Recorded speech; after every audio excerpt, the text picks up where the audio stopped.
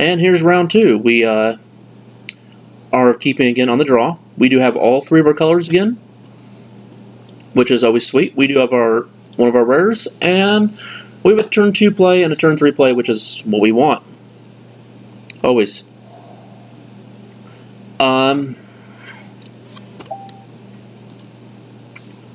Our opponent is 1-0, just like we are. Here, it doesn't really matter what land we play first. I'm just gonna play this for the mountain, just to bluff Magma Spray. It's only really 1-mana removal spell in the format. There's no black 1-mana removal spell at all.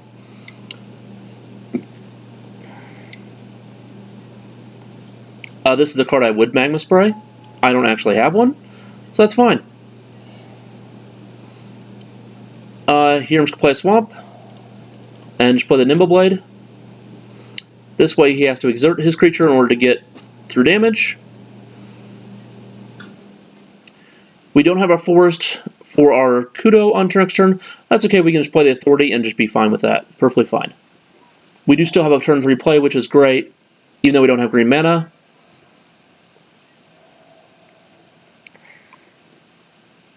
Like I said, he has to exert in order to punch through damage. And then play whatever 3-drop he has. I'm assuming like a Kodo. I'm assuming like maybe another 2-drop he has. Oh, Cartouche's Strength. He's just going to plow through my guy. Sweet.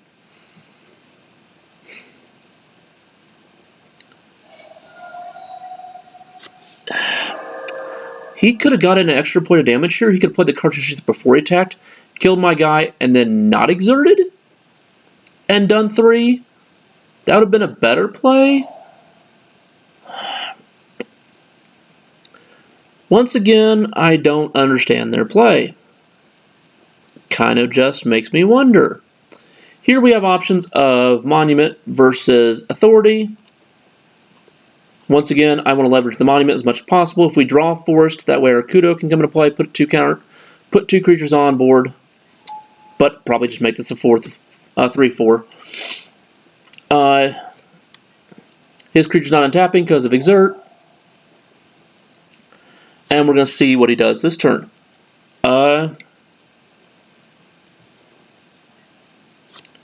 Here he's playing a really neat card. It's the Rare Birds of Paradise from the set.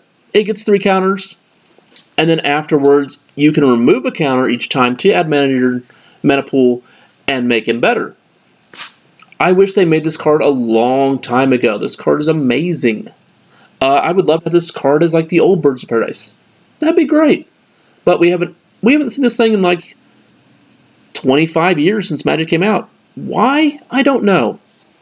Here we do not draw our green mana, so we do not have really anything to do. We can cycle, hope to draw green, and that's what we're going to do. We really don't have any other play. We could play the Edifice of Authority. I want to try to draw into green mana or another land to use our bluff, because right now we have basically 2 mana and nothing to do with it. I need to find something to do. He's also hasn't done much, but he's going to be able to attack 3 next turn. And I want to try to find something to do with our mana. We have no 1-drops. We don't have really any red cards we can find to do anything here with, but we do have a Ceradon we can cycle, so we did want to try to find that. That's why I kept the red open. We did not find a land, which is unfortunate, but we did dig 2 cards deeper into our deck. We'll probably get a land next turn or the following turn to make us get back in this game. He has 6 mana. He's probably going to play a big fatty. He plays not that big of a threat. I mean, it is a 4/5, is a 5/4 if you exert it, but I'm okay with that. He's just going to swing for 3, and we're going to take it easily. Here we still did not draw a land. We're just going to play this Edifice and probably lose this game. Yes, we're showing him artifacts that may want him to bring in disenchant effects. like the white one that exiles it,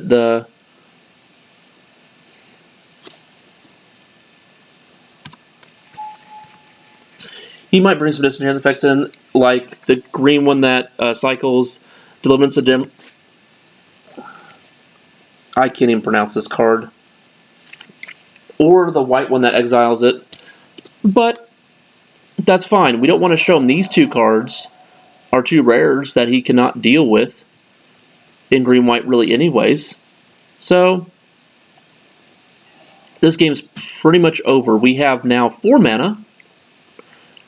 We could play our Kodos and maybe survive. We'll see. We're going to go ahead and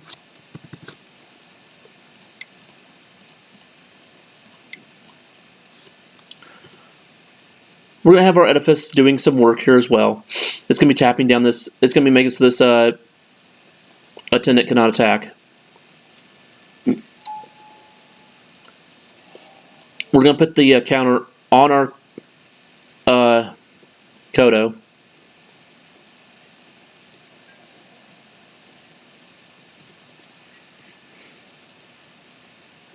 Because we just need blockers right now, honestly. We don't need to really get cutesy and kill our warrior.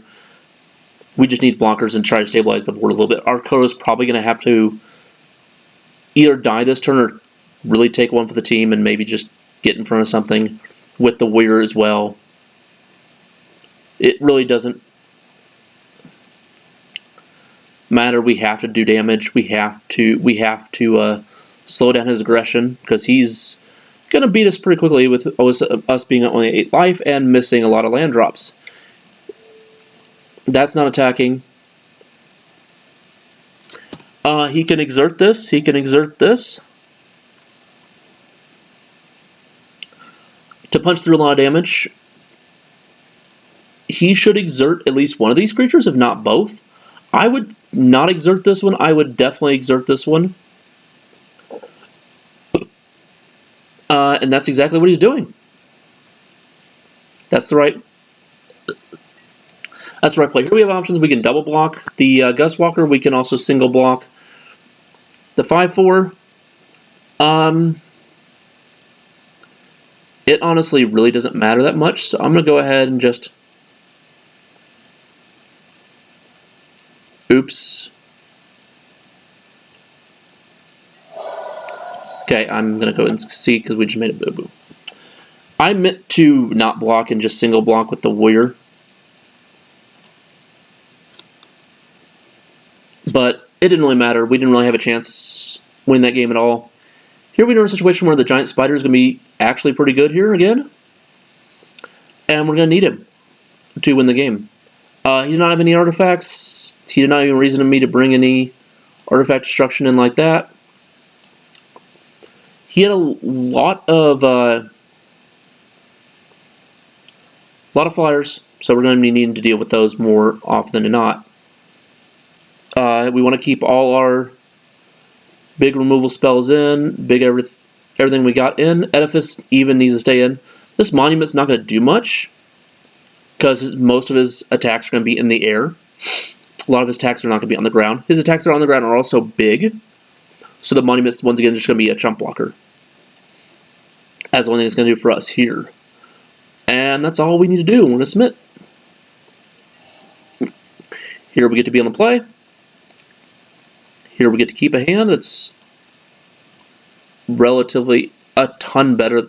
It is a lot better than the last one. He's mulling to 6. He keeps. And he bottoms his scry.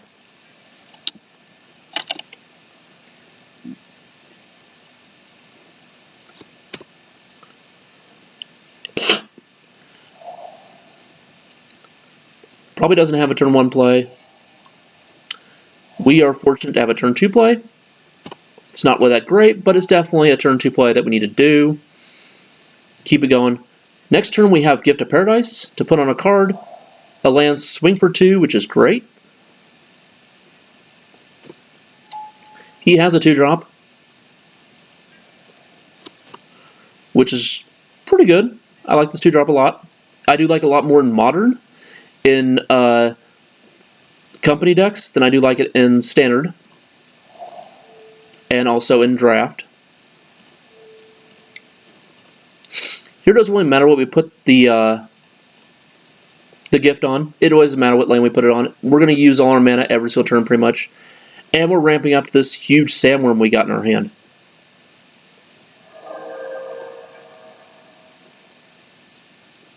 Which can now come to play on turn 6, which is great.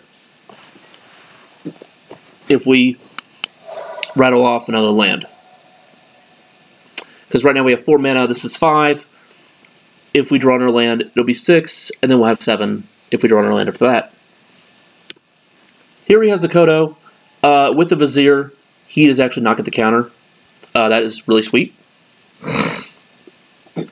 It makes it so you get 1 less counter, so instead you get 0 counters on your creature, so you just get a 3/4 for free. That is a really good combination of cards in a sealed deck to have, and I can see why he's playing green-white. Here we have 5 mana. We can play our Kodo and then also cycle.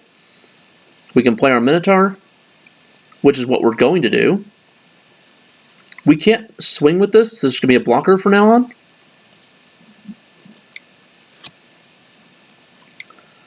I'm going to represent Shed Weakness, because that's a lot better card than Magma Spray on this board.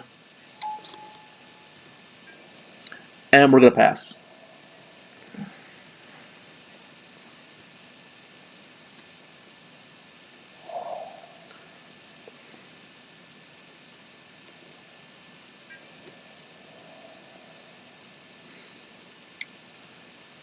Here he's offering a trade for maybe a combat trick or whatever. We have a ton of life, so we're just going to take it. We're not going to worry about what he could possibly have. Anything. And also, he pretty much just skipped his turn. He didn't do anything except for attack for 3. Big deal. I don't really care, honestly. Here we have Electrify, so we can definitely knock this guy off the board. My problem, even if he has a combat trick, whatever it is, it's not going to matter. Most likely. We're going to swing for 1. He's not going to block. He's probably wondering why I'm not attacking with this. But we're going to show him why. That trade he offered last turn, we're now going to accept because of Electrify. It's a weird little thing I'm trying to do here, but I'm trying to see if this works. And if it doesn't work, that's also fine with me.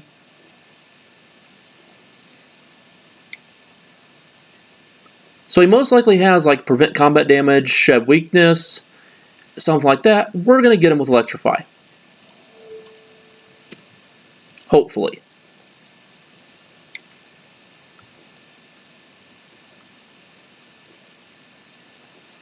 Mighty Leap. Not going to work.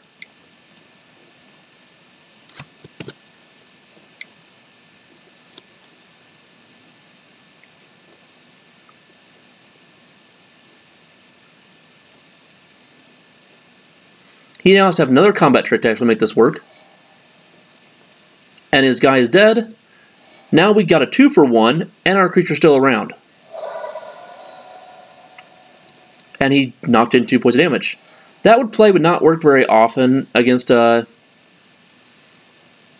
seasoned veteran, but I don't know this person, so I don't know how to actually say if he's good or bad. I'm just going to make a really cool play to show for camera and make it kind of fun.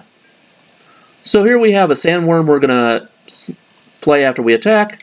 You always want to attack before you play your spells if they don't affect the board, because that means you could possibly have something.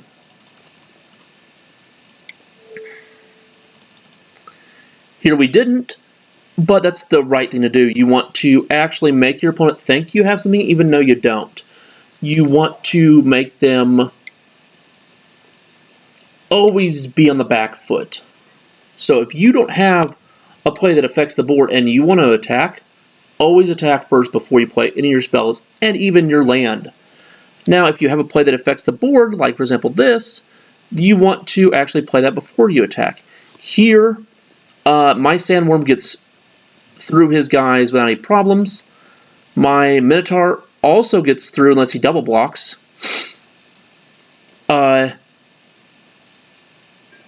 this nimble thing is just going to stay back here and not do anything. I'm going to exert. That gives this thing menace and +1/+1. Now he has to block with both creatures if he wants to. And he apparently wants to. Yeah, that's not going to work, sir. You have to block with both.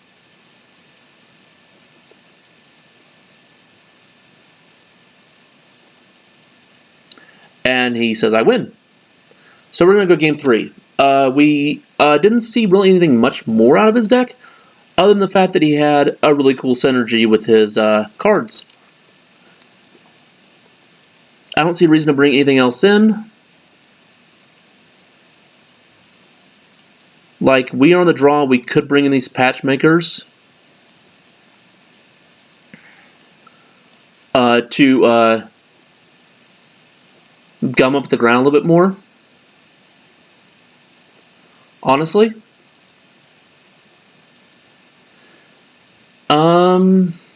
That's about the only thing we could do.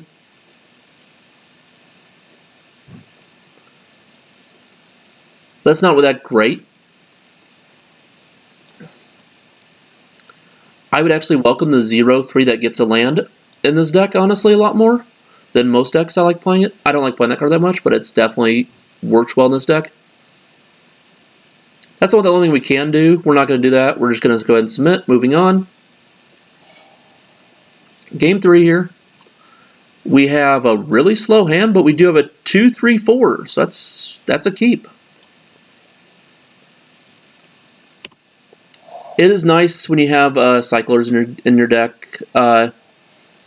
In this game, it makes it so you can actually just draw cards, play spells. This is a 7-drop, but it turned into a 2-drop. That's great.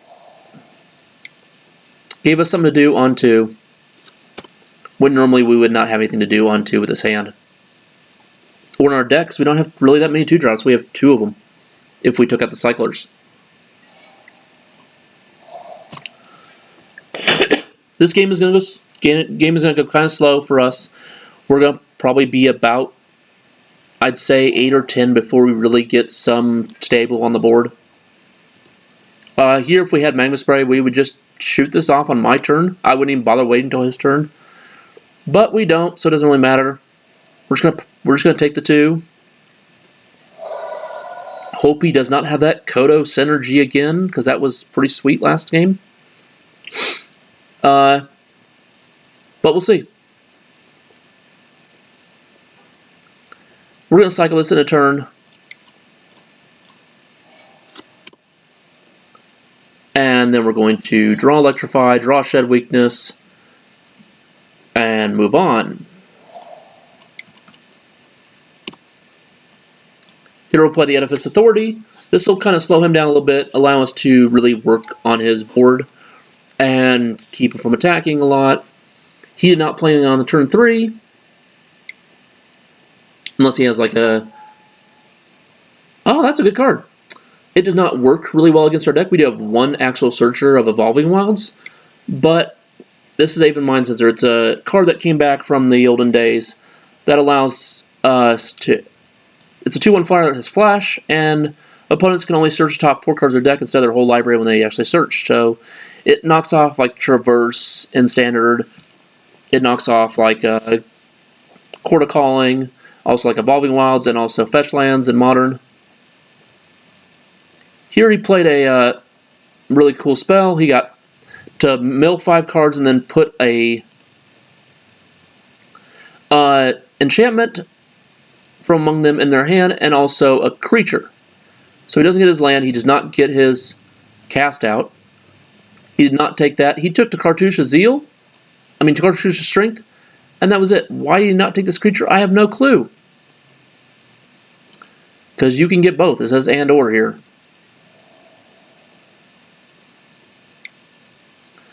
So he has a cartouche. He does not have the cartouche strength in his hand either. Wow, what did he take? Nothing. He just put 5 cards in his graveyard. Oh my god.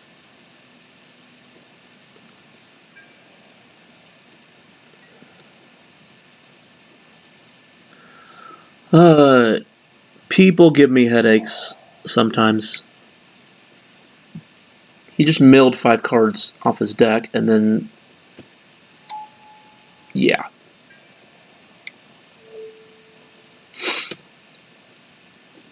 Here we're going to make it so his Aven Mind Sensor can't attack. He's going to beat us for 2. We're going to be at 12. Like I said, this hand is not fast. We're going to play a long game 3. That's a really good card, actually. Defiant Great Maw definitely will change the game quite a bit. We're going to keep this Painted Bluff over here because we don't need it. We don't need to show that we actually can produce black mana or any other colors. So we're going to keep playing our lands and developing our board. Here we're going to keep open Shed Weakness and Edifice Authority, which is pretty good. This is going to turn into a 2/3, but we'll be able to remove a counter, and this is now becomes Giant Growth, which is great. We'll lock down his flyer. We'll just destroy his board, most likely, as a combat trick. Once again, he played his land before he attacks. He's also playing creatures before he attacks that don't affect the board at all. Thank you for telling me you have less cards in your hand. That's so great.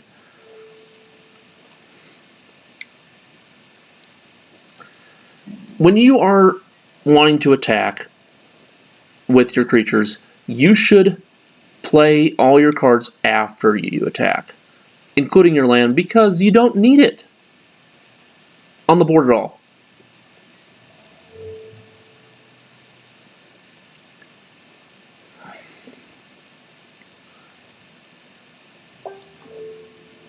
Here we're just going to jump in front of this Vizier. He's going to once again play Mighty Leap, and we're going to play Shed Weakness. We assumed he had this card, so our guy is a 5/6, his guy is a 4/3, and it still dies. Get off the table.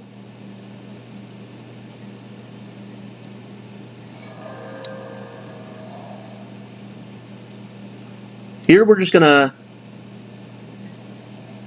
sit back with our Electrifies and our everything. I'm actually going to go ahead and electrify something now, because I don't want to wait till his turn, or maybe he has a pump spell or something like that. I want to get it off the table. I don't want to wait till his turn. It may say instant. I'd want to keep him without the tricks. Here he's going to play another creature before he attacks. Again. So here we had a chance where we showed our Shed Weakness and played it. I'm going to go ahead and now bluff Magma Spray, even though it actually would just kill a creature. That's it. Here we can play our 6-drop and still hold up our Edifice, which is great.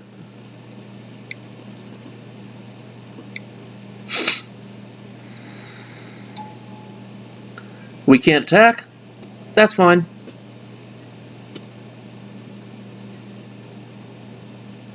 He has 1 card in hand. The way he's been playing, the previous 5 turns, he's probably going to play his creature before he attacks.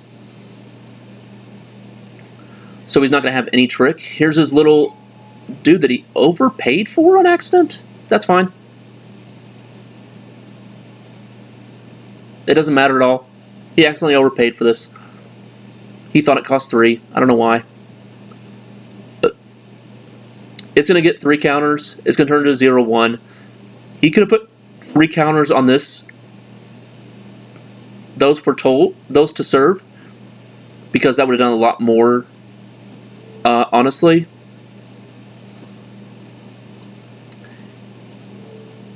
here I'm actually going to go ahead and put more counters on this. There is Quarry Hauler in this format, which can remove counters from cards. So I want to make sure that actually this has 4 counters. And I could do both, but I'm going to my turn, so it's not really a big deal. Here we have a bunch of swamps. We're going to play the Painted Bluffs. We can bluff now all 5 colors, which is great, even though we don't have them. Here we can swing with Ceradon.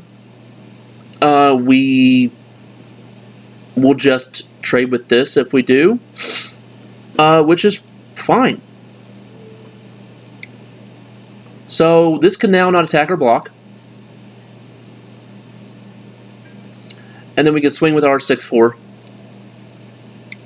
And if he chooses to double block, we're going to get him with Electrify.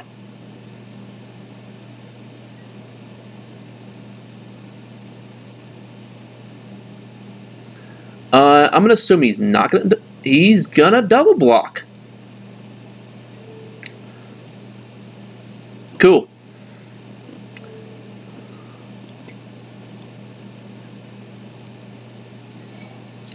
Say goodbye to your team. And now he has 1 card in hand to our 0 cards in hand. He just played his land. We have complete control of this game. And we're going to just end this game pretty darn fast. This guy can't attack. Or block.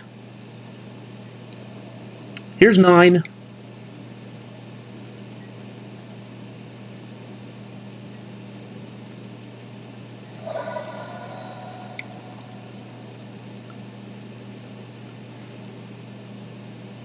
And here's a 4/2, which we do have a cartouche. We can actually pick this up later on if we actually get there. We're just going to hold this land in our hand. It doesn't really need to be on the board. We don't need the extra mana. We're just going to keep winning this game. Next turn, we're going to do the same thing we've done every single turn. Edifice his creature, swing with his team. He could have blocked the 6/4, taken 7. Let's see what we drew. We drew a land. So he could have actually lived 1 more turn. Depending on what he had in his hand, we could have lived another couple turns. Okay, yeah, that's Glorybringer. That does the job. In a heartbeat. We know how good that card is. See you next round.